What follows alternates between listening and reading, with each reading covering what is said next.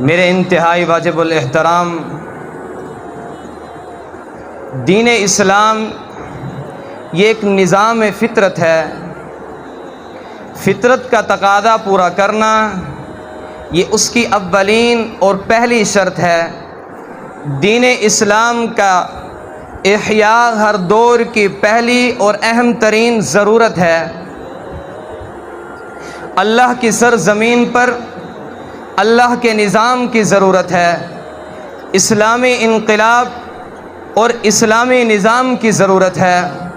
اسلام کے بغیر امن و امان کا قیام، عدل و انصاف کا پیام، ظلم و جبر اور تشدد کا اختتام، کرپشن اور مہنگائی کی روک تھام، مساوات و مدارات کا استحکام، اخوت اور بھائی چارے کا انتظام اسلام کے بغیر مشکل ہی نہیں بلکہ ناممکن ہے۔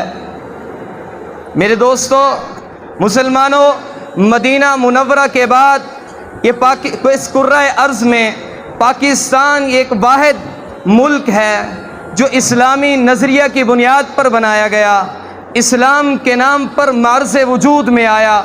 آخر کیا وجہ ہے؟ ہم اپنے آپ کو کامیاب کرنے کے لیے، ہم نے ملک اور قوم کو ترقی دینے کے لیے دنیا کے دروازے پر دستک دے رہے ہیں۔ بحیثیت مسلمان ہمارے پاس ایک مکمل ضابطۂ حیات بھی موجود ہے، ہمارے پاس اللہ کی کتاب بھی موجود ہے۔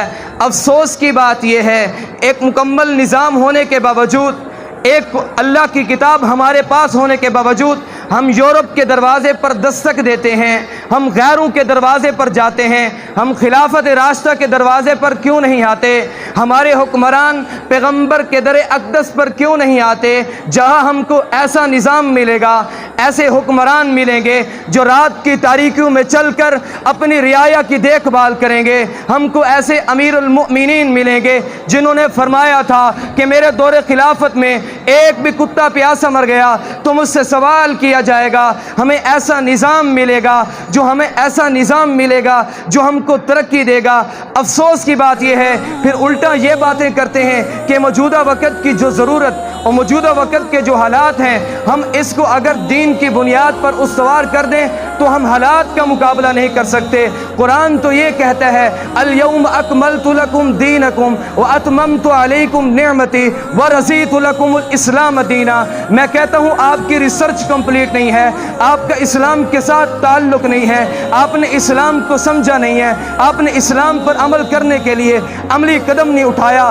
آج سے 15 صدیاں پیچھے لوٹ کر دیکھو، ان لوگوں کے اندر کیا ظلم تھا، جبر تھا، تشدد تھا، کفر تھا، جہالت تھی۔ جب ان لوگوں کے اندر اسلام آیا، اسلام کو اپنانے کی کوشش کی تو اسلام نے ان لوگوں کو پستیوں سے اٹھا کر آسمان کی بلندیوں تک پہنچاتا ہے۔